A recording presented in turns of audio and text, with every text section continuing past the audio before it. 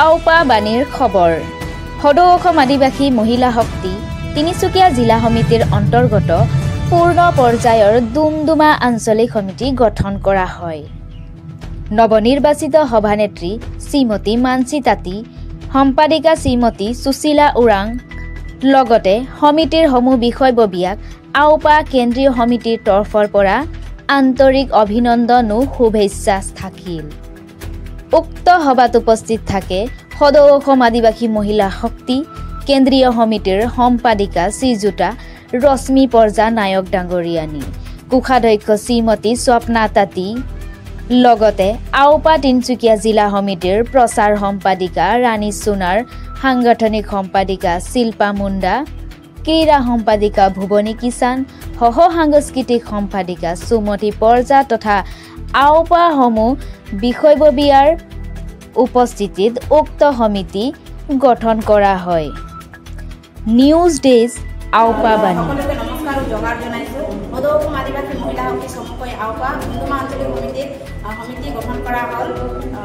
উক্ত সভাত মোক সভানেত্ৰীৰ দায়িত্ব অৰ্পণ কৰা হ'ল। মই মোৰ দায়িত্বটো ভালদৰে কৰি যাবলৈ চেষ্টা কৰিম।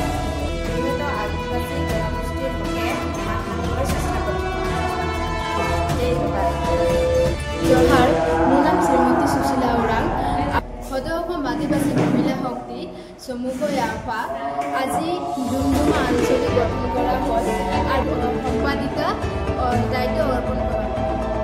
আদিবাসী মহিলা শক্তি চমুকৈ আওপা তিনিচুকীয়া জিলা সমিতিৰ অন্তৰ্গত আওপা দুমদুমা আঞ্চলিক সমিতি গঠন কৰা হ'ল। উক্ত সমিতিত সভানেত্ৰী হিচাপে অধিষ্ঠিত কৰা হ'ল শ্ৰীমতী মানসী তাঁতী আৰু সম্পাদিকা হিচাপে অধিষ্ঠিত কৰা হ'ল শ্ৰীমতী সুশীলা ওৰাং ভণ্টিক। আৰু লগতে আজি পূৰ্ণাংগ 31জনীয়া কটকটীয়া সমিতি গঠন কৰা হ'ল। উক্ত নৱনিৰ্বাচিত সমিতিটোক সদৌ অসম আদিবাসী মহিলা শক্তি কেন্দ্ৰীয় সমিতিৰ তৰফৰ পৰা আন্তৰিক শুভেচ্ছা আৰু অভিনন্দন জ্ঞাপন কৰিছোঁ।